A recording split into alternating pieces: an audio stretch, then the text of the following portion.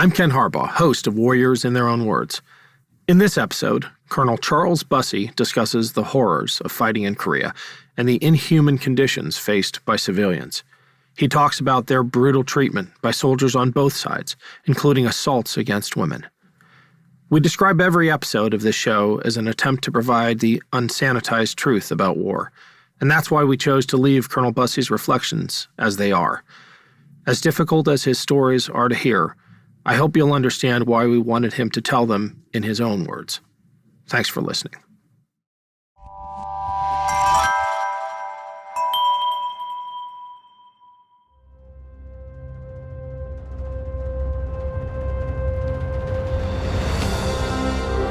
I'm Ken Harbaugh, host of Warriors in Their Own Words. In partnership with the Honor Project, we've brought this podcast back at a time when our nation needs these stories more than ever. Warriors in Their Own Words is our attempt to present an unvarnished, unsanitized truth of what we have asked of those who defend this nation. Thank you for listening, and by doing so, honoring those who have served. Today, we'll hear from Colonel Charles Bussey. Colonel Bussey fought in the Korean conflict during the Jim Crow era, when he and other African-American soldiers were given the worst leadership and equipment due to their race. Well, my name is Charles Bussey. I was a soldier for 24 years. First as a fighter pilot, and when the war was over, I went back to school to get a degree. The Army looks askance at people who don't have degrees, or they use that as one of the things that they can look askance at you. And when I finished, the job situation was kind of tough, so I went overseas as a combat engineer. And combat engineers are the people who do all the things that the infantry can't do or don't want to do. And it's kind of ugly work. We do many things, however. We purified the water for the other troops. We did the field fortifications work, and this is, again, those things that the infantry can't or won't do. We put in all the barbed wire, the things that kill people, mines, booby traps, barbed wire, and we handled that, all those things. And when it really got tough, then we worked as infantry as well. My people didn't like that at all, largely because you find yourself in a position of being 180 shovels by day and 180 rifles by night. 8 or 10 days of that becomes kind of tiresome. But I had a very, very fine outfit, and we could do all of those things, and we did. After the landing at Incheon, we forced them back, and they were the Koreans were ineffective. They had nothing going for them at all in the fall. As winter came on, however, this all changed. The Chinese came into it, and they came in. I've heard many, many numbers: 100,000 strong, 50,000 strong, 500,000 strong, and I have no idea what is valid. But I know that we were outnumbered tremendously. That I do know, but what the actual numbers were, I don't know. But we were a very poor example of fighting men. Beside them, they had a lot of very practical things. As I said, they had quilted uniforms. Like I got one uniform. It was heavily quilted and warm. We had leather shoes. One night I lost 39 men to frostbite. We were wearing the same kind of shoes that I have on. And this is highly inadequate when temperatures get down to 28 below. The Chinese soldier was well-trained. He was tough. He was mean. And he liked the killing business that he was in. When I got to Korea on the 10th of July, 1950, from that date till the 10th of December, I slept on the hood of my Jeep. I had no tentage, had nothing. I lived like a badger. We had no blankets. We had no tentage of any kind. We just survived, just like badgers. There's no, unless you can consider a layer of mosquitoes as a blanket, we had none. This didn't seem to bother people as much as you'd imagine. We survived, and we lived fairly well, all things considered. In a situation where you could be come under fire at any time, night or day, you were always alert. You were always with it. And everybody griped. Griping is one of the soldiers, how do I put it? That's his legacy. And it didn't bother us as much as you would imagine.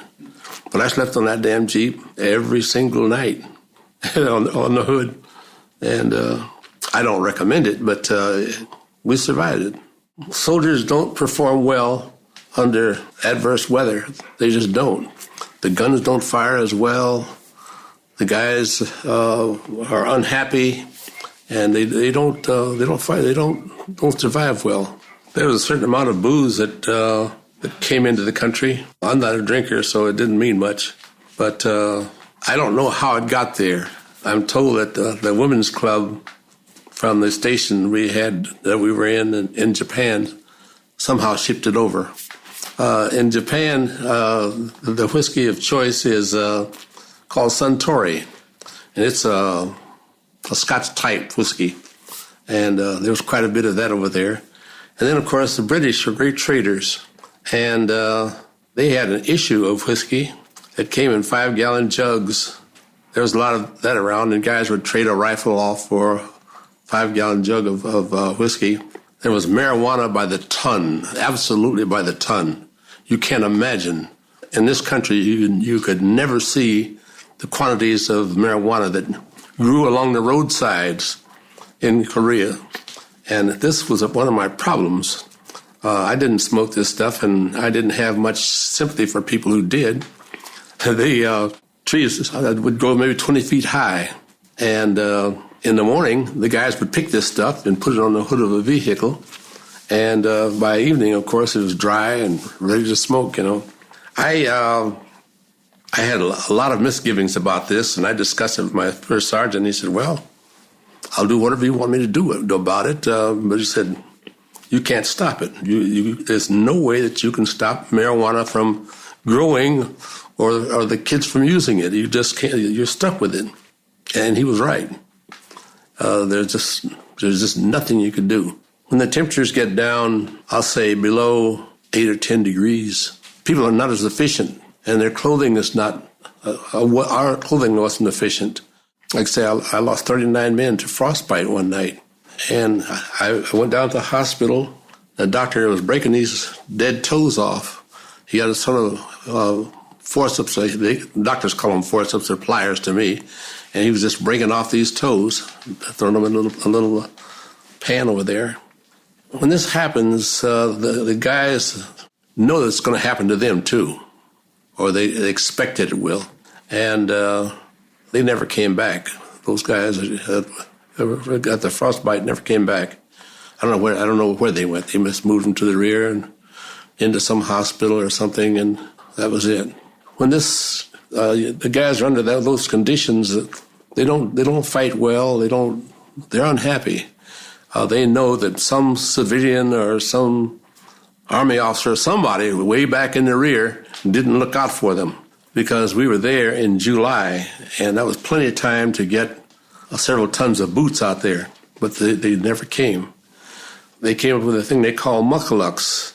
The muckaluk is a boot that you can put inserts in, sort of felt inserts, but you can't walk in them very well.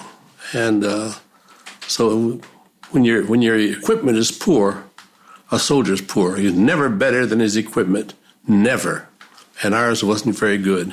The blowback weapons didn't perform at all, or performed poorly. The carbines and the M1s would work all right, but they're heavy. At least the M1s were heavy. And anytime you've got soldiers in the field, you got bitching and groaning and moaning, and even beyond what the equipment is entitled to. They want the very best of equipment and the very best of clothes, and I think they're entitled to it. I think there's no question about this. When you're out there in the field and it is cold, or even when it's warm, guys want the very best of equipment, and I think a fighting man is worth it. First of all, we had lousy leadership. That's the first thing. Now, this was the Jim Crow Army that I was in, and this means many ugly things. First of all, whatever equipment is available, you're going to get the poorest, always. There's no question about it. And you also have the poorest officers. You had officers who, well, let me put it this way. You had the poorest possible officers, white fellas. The organization that I was in had 13 different battalion commanders. And a battalion commander is a man who commands 1,000 men. He's got to be damn good, and we didn't have them. We had white officers who had goofed off someplace else, goofed some general's wife or whatever, but they weren't out there with the troops. And the troops realized, of course, couldn't help but realize that they had the poorest quality of white officers that were available. This is an ugly statement, but it's true. And I can show you 10,000 guys that will testify to this. I said we had very, very poor officers. When we got up to the Changchan River, this is immediately before the Chinese came in, General MacArthur's headquarters put out a little poop sheet that said the first troops to the Yellow River will be the first troops home. Bullshit. It didn't happen ever. I didn't see this a sign that said this, but that was on everybody's mind. Everybody knew that, well, my God, we got to get up there first. The first troops to the river, the Yellow River, would be the first troops home. Well, that was immediately before the Chinese came in. When they came in, they saw to it that nobody got home for Christmas. Any Christmas, if possible. We were up there and we did nothing. We just milled around, and it was beginning to get cold, and tens of thousands of North Koreans wanted to head south because they know that when the Chinese get into the war, there's rapes by the million. They live real tough when the Chinese army comes in. So we've probably ferried 2,000 or 3,000 people across the river. There were some barges there, and we ferried people back to the south side of the Changchan River so they could continue southward. This worked fine, but it had nothing to do with the war. It was make work, and I believe in make work. I swear by it. If you've got people laying around doing nothing, then they're going to get involved with the rapes and anything else. But if you work the shit out of them, you have very little trouble. No fights, nothing. Everybody, they get along real well. So we did this for maybe a week. We started the day after Thanksgiving, and we were doing this up until Christmas. We did nothing. We were just milling around up there. And then we didn't know that the Chinese were in the war until they could kill those people in the tents that I mentioned earlier. Then everybody realized that, well, this is for real, and the Chinese are for real, and we're in trouble. And we were in trouble, believe me. The first encounter I had with Chinese, I was amazed. They had big feet. Hell, they were about size 12. So I was amazed at the size of the feet on these guys. We were working hard by then, and I got a call one night about midnight from the regimental headquarters. They said, get 2 platoons ready to go, and we got a job for you. And I took a dim view of it, as dim a view as a lieutenant can with a full colonel, which ain't very much. Well, I went up to his office there, and he showed me where there had been a roadblock and some people dead. And there was a hospital. I've forgotten the number or the name of this hospital, but he said, you'll have to walk because we can't send our tanks out at night. I don't know why, but tanks do not fight at night. Never. And I've never heard a good excuse for it, but except that they're noisy. But anyhow, he pointed out where I was to go, and a very weird thing happened to me. We walked up this road, 5, 6, 7 miles, I guess, and there were some Chinese up on a hill. And they had some 55-gallon drums, and they were laughing and talking, having a big time. So I broke my people up so that we could get to them before they ever became aware that we were there. And I said, don't fire until you hear us firing down below. And they did, or they waited. And then they shot this bunch up. There's, maybe a dozen men there. And they shot them up. They came back off the hill, and then I headed for this hospital. And this, by now it's 1 o'clock in the morning, I guess. And I heard somebody call my name. Now, we're way, way, way north, and you don't expect someone to call your name in the middle of the night. You just don't. And I kept hearing this guy call my name. And I didn't know what to make of this. But when I left Bakersfield, my hometown, I came down to Los Angeles, I was sort of the idol of ridicule. No one had heard of Bakersfield before, And I didn't know whether to answer this call or not. But there were 3 or 4 vehicles that had been shot up on the side of the road. So I answered.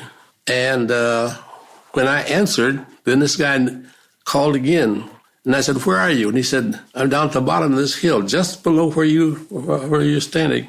And I went down there, and sure enough, there was a guy that I knew in high school. And he's one of the guys who used to ridicule me about being from Bakersfield. And they have a tree there that has exposed roots. And he had crawled up under this tree, and that's how he evaded the Chinese. But he says, my back is broken. I said, how do you know? And he said, well, I can tell. So anyhow, we drugged this guy out of there, went down to the hospital, and there was no one there. The Chinese had turned over guys who were in traction or in all kind of miserable conditions. And the doctors had run off into the night. And I'm not finding fault. Given the opportunity, I would have done the same. But they were out there, and so we got some fires started and started calling the medics to come back in. We'd had a lot of shooting by then, and the Chinese had moved out, and the doctors came back, and we got this hospital up and running. But they should never have been there. A hospital has no means of fighting or supporting themselves. That's not their business. But they're up there way, way, way north, up in Chinese country. And why they would set this thing up that far away from any kind of support, I'll never know. But we got them in and got the hospital running. And the doctor looked at this kid and he said, he's got 3 ribs broken on one side and 4 on the other. L1, 2, and 3, or whatever. They described these things. But I was amazed to find this guy who I hadn't seen in, 15, 20 years, way up there, almost up to the Yellow River. And anyhow, we did the little killing job there, and then they sent us over to another town, and there was nobody there, so it didn't amount to much. But you don't fight well when it's cold. You just don't. But we had a cold night that night. I'd been up 2 days and 2 nights by then, and I did have a bed by then, believe it or not. But the old man called me in the middle of the night, and he said, I got a problem. Now, this is the guy that's got 3,000 men work for him. And I resent him putting this kind of thing off on me. And I told him so. And he just laughed and said, we'll be ready to go in 5 minutes. What had happened, one of our battalions had gotten far afield from where we were, and the Chinese were moving rather rapidly.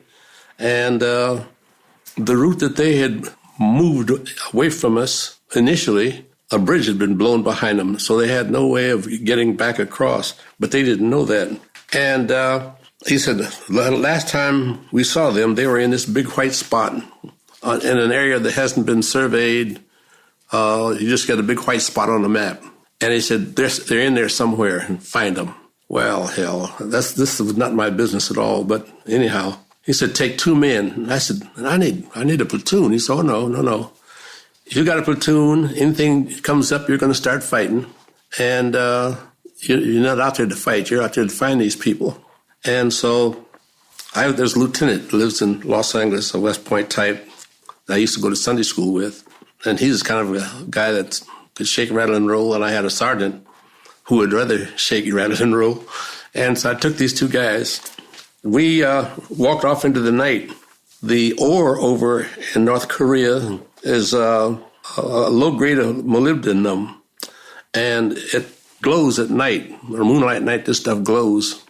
And we walked off into the night, and I heard a woman scream off in the distance, because every home, every house in North Korea has a mud fence around it. The guys that I chose, I knew would know how to handle themselves. No matter what caused that woman to be screaming, they could handle it. We got to the fence and over the fence, and in Korea, they save all fecal matter, and they use that for fertilizer. And it's very effective.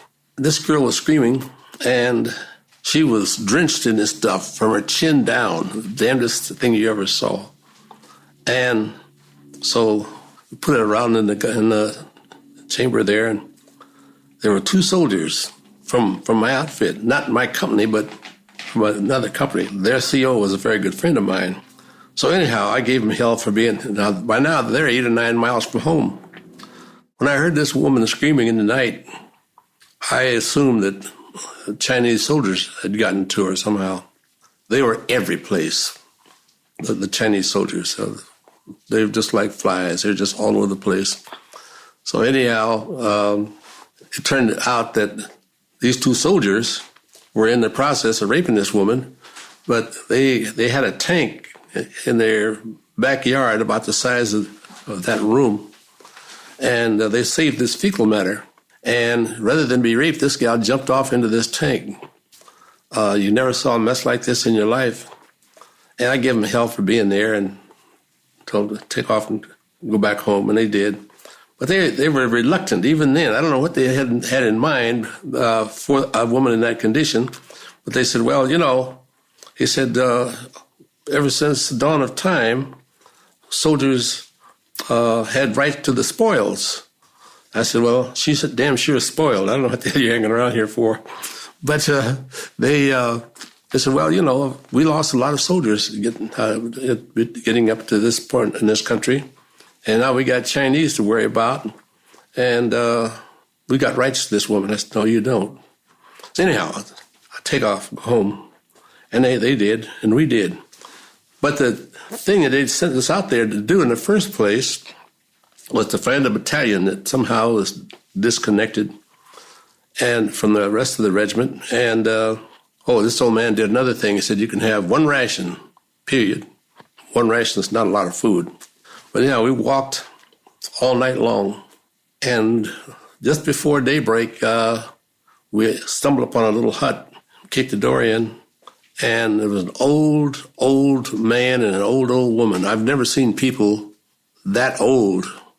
Their skin was like wax, old-timers, and they couldn't speak to us, we couldn't speak to them. But there's some things in life that happen, and you recognize them right off. There was a Chinese soldier there who'd been shot through both legs, and each of his legs was the size of his torso, and he had gangrene. Gangrene's a terrible thing, and then he kept beckoning for me to shoot him. Well, shooting an able-bodied soldier is one thing, and shooting a man with gangrene is another. So I talked to these two guys who were with me and said, what should we do? They said, well, from the smell of him and the looks of him, he ain't going to live long. He's going to be living miserable for whatever time he's got. So anyhow, we took him out of doors, and we got some pillows against his head, and we shot him. It sounds kind of crude, but I think it's a humane thing to do. And we started walking again, and I wasn't expecting to be surprised the way I was, but I heard a guy put one in his gun and halt, who goes there? And I told him who I was, and he says, what's the password? Well, hell, I didn't know what the password was. I'd left home the day before. Anyway, he said, oh, well, I know you anyway, so his boss, who was a very good friend of mine, was up the hill from where we were standing there talking. And so I climbed the hill, and I asked him, what the hell's going on? He said, well, and this guy's name was Clayton. He said, he's collected all the radios in the battalion. Nobody's got a radio. He collected them all several days ago. And I asked him why. He said, well, that's the kind of man he is. That's the kind of battalion commander we've got. So I went over to this man's headquarters, and he said, what are you doing here? I had a note that the regimental commander had given me to give to him, and then I gave it to him. He said, well, you can't be here. He said, we're surrounded by Chinese. He said, as a matter of fact, I've killed 100 or so myself. When I talked to my friend, I said, well, what about combat? He said, hell, we ain't got no combat. We got nothing. We're just here, that's all. So this old man was trying to convince me that he had killed all these Chinese himself, and that I couldn't possibly have gotten there because he was in complete charge of that sector. Anyhow, I told him, I said, well, here's your note. I'm going back. And he said, no, you can't leave here. And the scariest I guess I've ever been in my life, he took his gun and put one in the chamber. And I had the feeling that when I got to the door, that joker was going to put one in my head. I could just see my brains coming out through my head. Or he'd splinter my spine or something. Something drastic was bound to happen.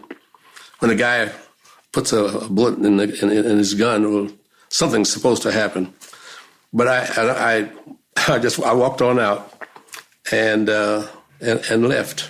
And as I left, I said, "It's Chinese are all over the place. You may have a hard time getting back home." Anyway, I walked away, and I told him exactly how to get to where we were. I had a couple of bulldozers from where his vehicles were going to have to go to get up a hill there. I told him, we'll drag your vehicles up the hill because you can't climb it, it's too steep. And they gave him a better job. When he got home, they gave him a better job, and they made him part of the G2 setup. Somebody should have shot him. But that's the kind of officers we had. Not all of them, but we had a lot of them like that. He got back that evening just before sundown. And I estimated it to be 30 miles. That's a long walk. That's a long, long walk. That was an interesting evening.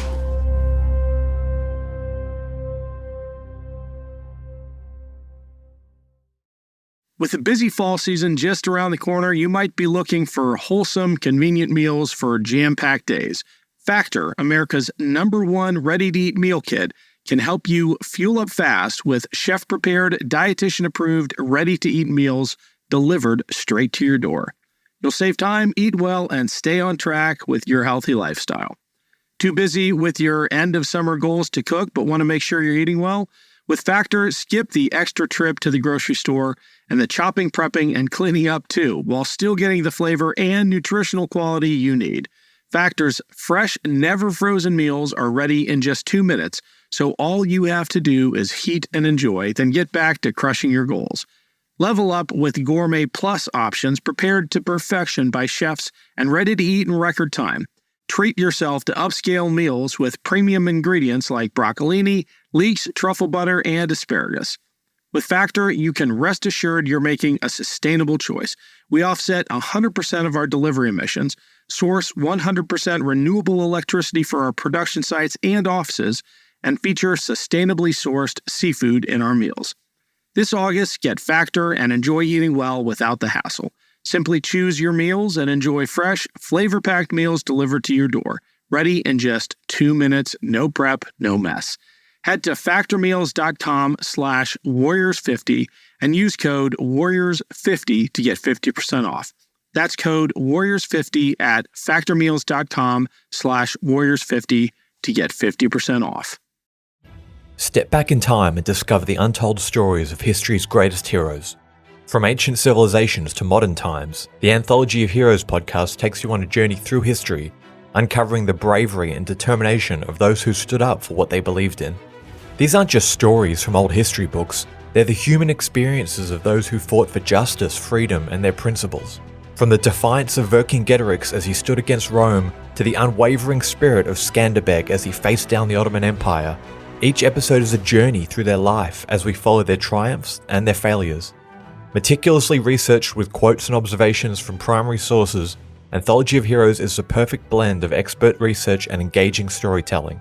So listen and subscribe now on your favorite podcasting app.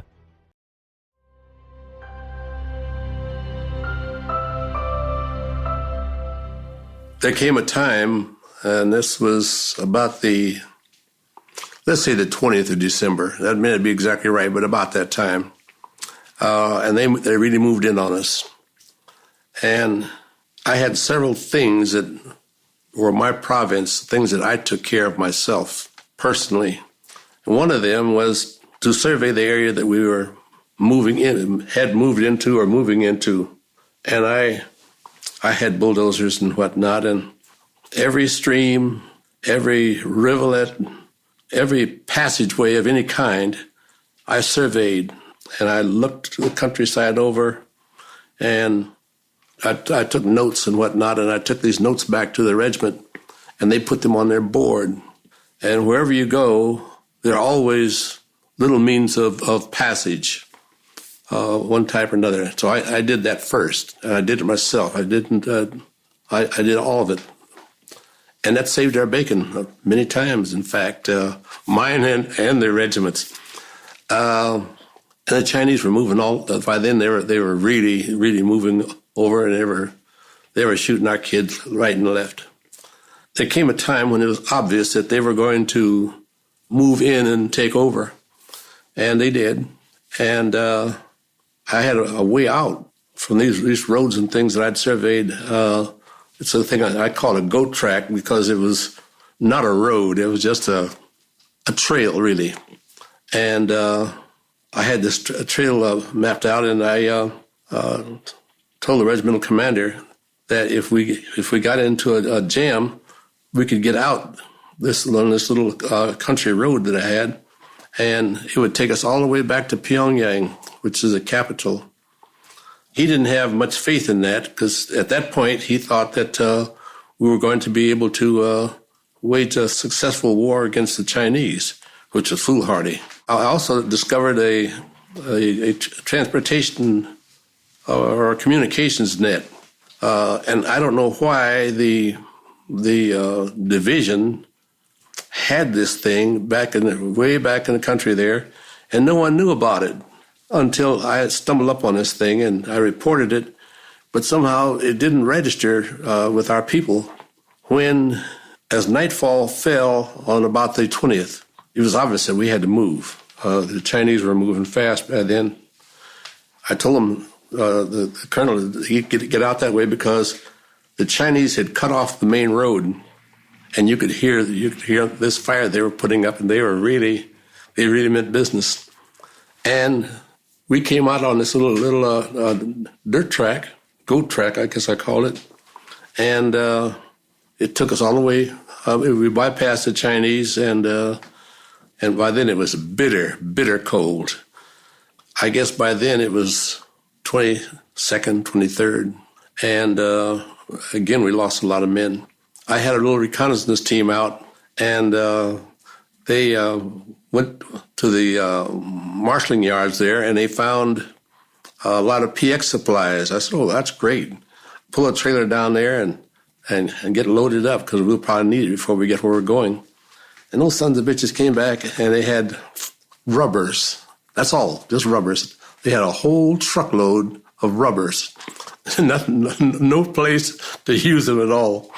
I was a little unhappy with them because they had chewing gum and all kind of goodies there. And here they came back with this doggone rubbers. Anyway, we headed south. And being engineers, we had a lot of space, and we had a lot of food. And we started picking people up. And the road was absolutely full of soldiers, from full colonels down. And all the trucks were full, and the guys started riding up on the top. And it was bitter. Honest to God, it was terrible. We started heading south, no instruction. No one knew where to go, how far to go. We had no information of any kind. And we drove about 100 miles down the road, and we fed all these people. And the vehicles that didn't have gasoline, where we ran out of gas, they just drove them over to the side of the road and left them there. At least they could have burned them, I felt, so that the enemy couldn't use them either. But anyhow, we drove about 100 miles, and we stopped and set up a little barrier there so that I didn't think the Chinese could travel that far on foot, but you couldn't afford to gamble. The next day we drove down to Kaesong. That's where they had the peace treaty meetings later on. We got down to a place called the Imjin River, and Imjin was a very fast river, and I had a lot of Bangalore torpedoes. And a Bangalore torpedo is a pipe that's loaded with dynamite, or an explosive, I guess I should say. And you could screw one into the next one. And you could, in the case of a river, you could screw it and push it out. And I didn't want those Chinese to be able to walk across the ice to get to us. We were on the south bank. And the first 3 or 4 days, this went on fine. We could just push these torpedoes out there, fire them, and they'd crack that ice, and the Chinese then couldn't cross the river. This colonel that I worked for decided that those things made too much noise, and they made a lot of noise for sure, but they cracked the ice so that the enemy couldn't walk across. We had a serious confrontation, he and I, about those things, but I knew damn well that, first of all, this Chinese fellow only weighs 125 pounds. And so they could walk right across on the ice. But when he wouldn't let me fire those damn things, the next day at noon, 10,000 of them crossed right where we were. They piled in on us. And they're a little smarter than we were. They didn't stop and fight. They just started running toward the rear. And they ran back maybe 3 or 4 miles.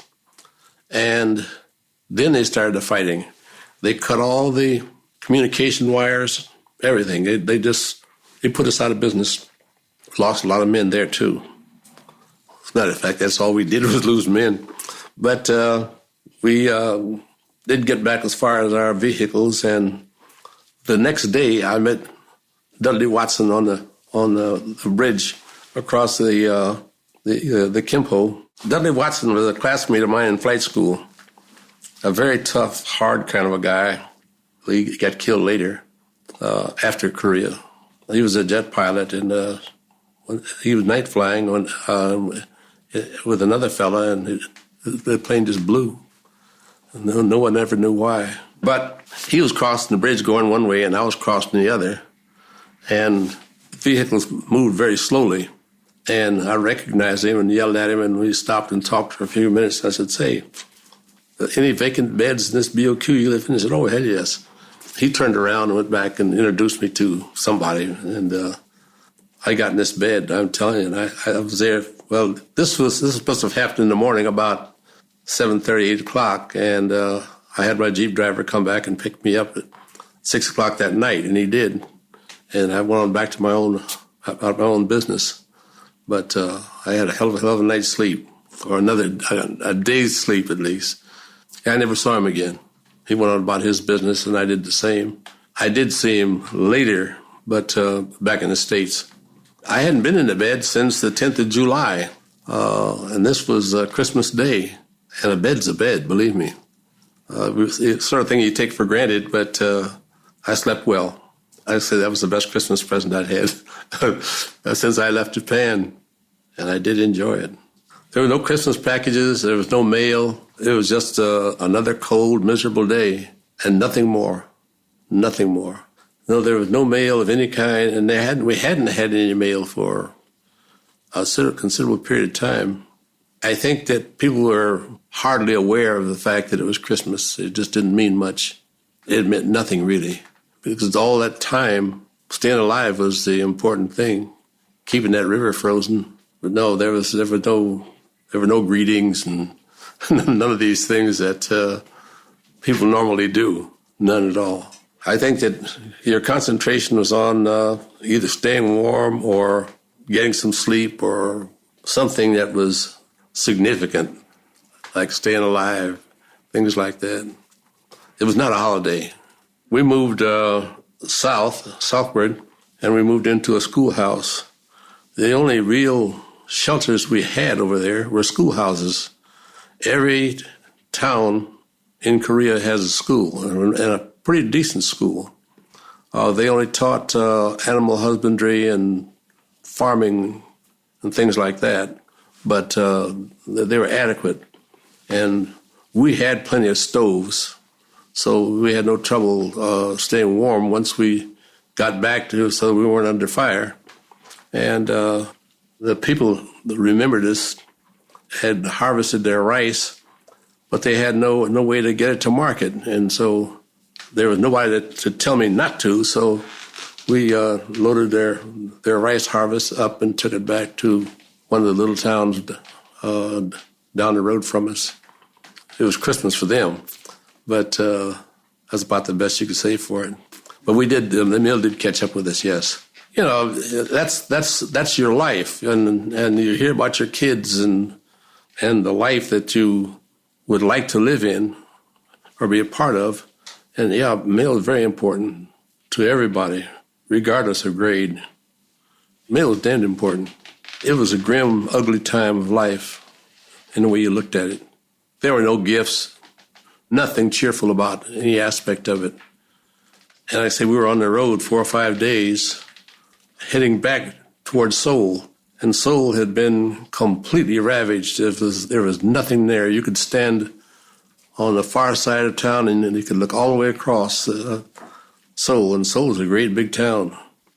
Christmas had passed us by the time we got into a situation where we could participate and enjoy life.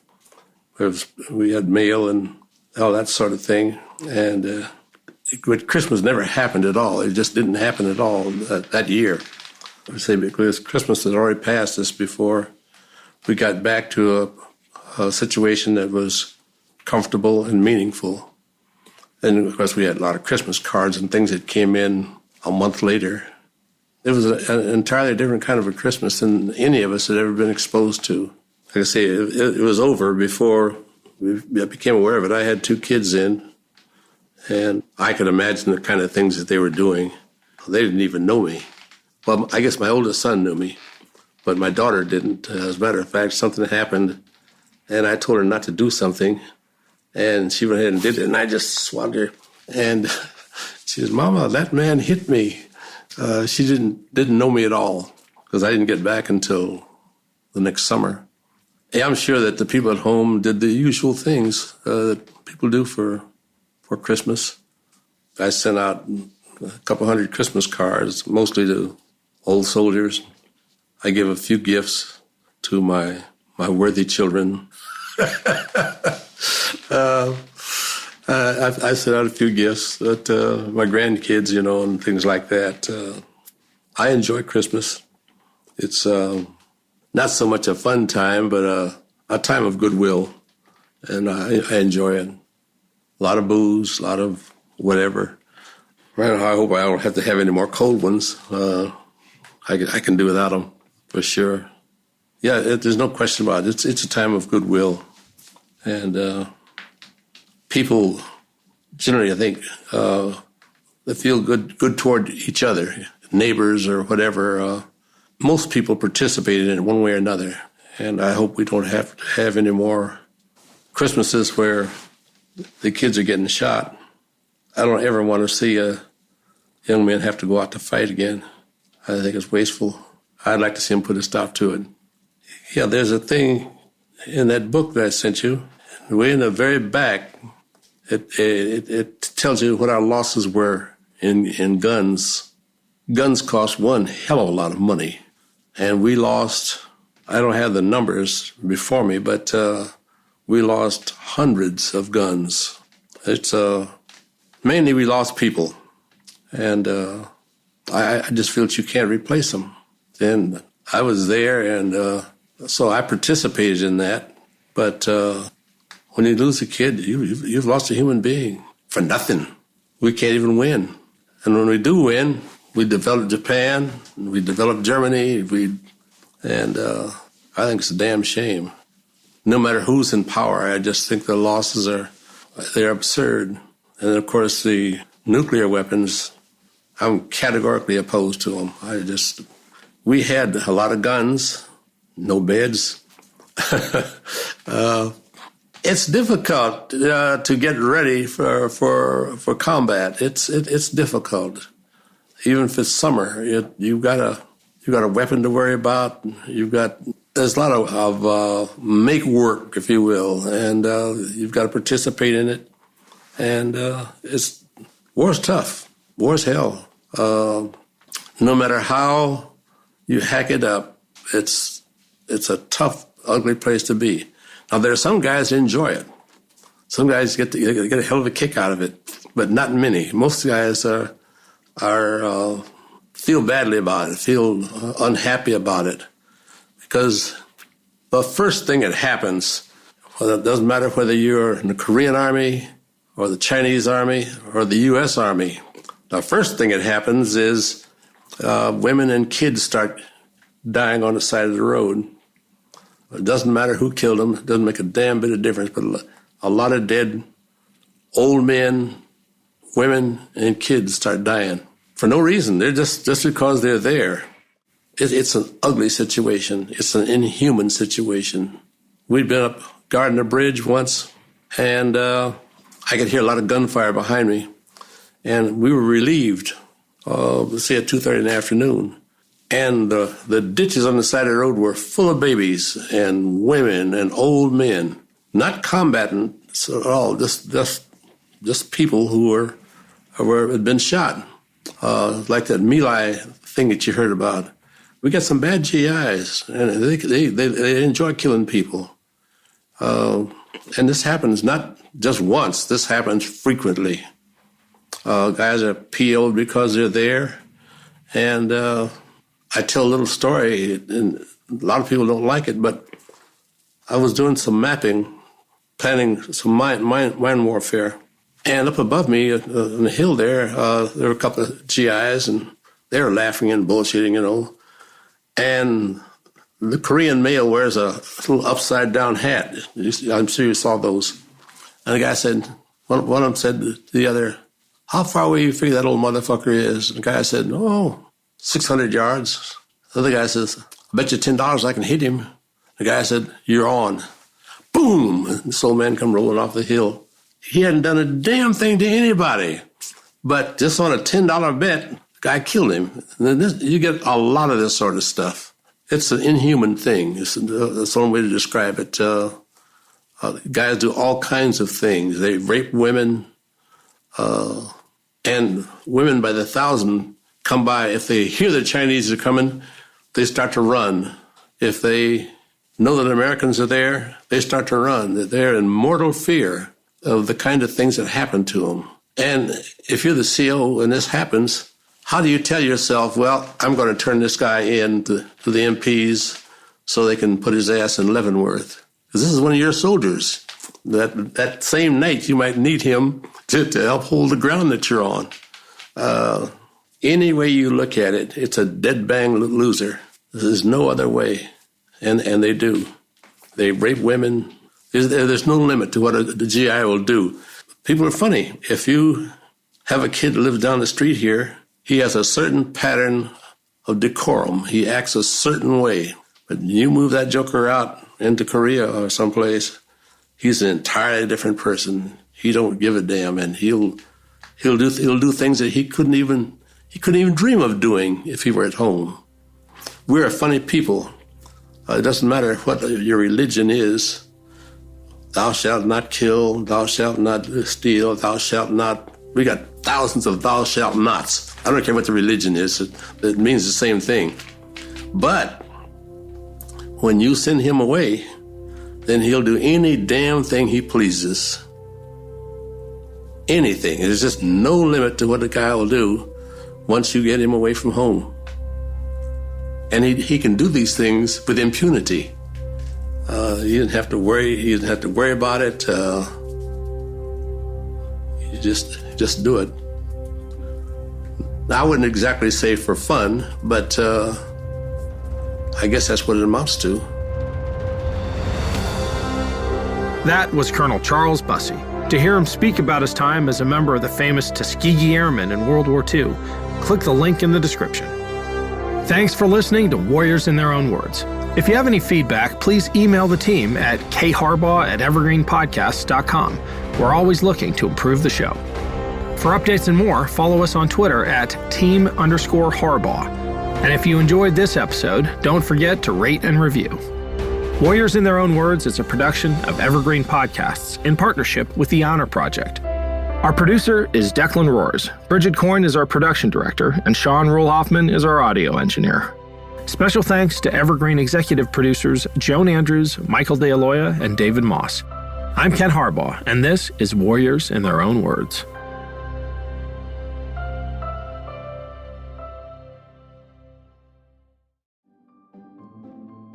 Greetings from Evergreen Podcasts. We're rolling out a listener survey, and we want to hear from you. The information in the survey will help us gather statistics and in turn make our shows more appealing to advertisers. I know most people don't like ads, but this is one of the only ways our shows make money and help keep their lights on. We promise it will only take a few minutes, but the impact on our podcasts will be tremendous. As a token of our appreciation, we'll randomly select one lucky participant each month to win an exclusive merchandise package from Evergreen Podcasts. Head to evergreenpodcast.com/listener-survey to help a show and possibly get some free stuff for doing so. We can't thank you enough for the support. Now back to the show.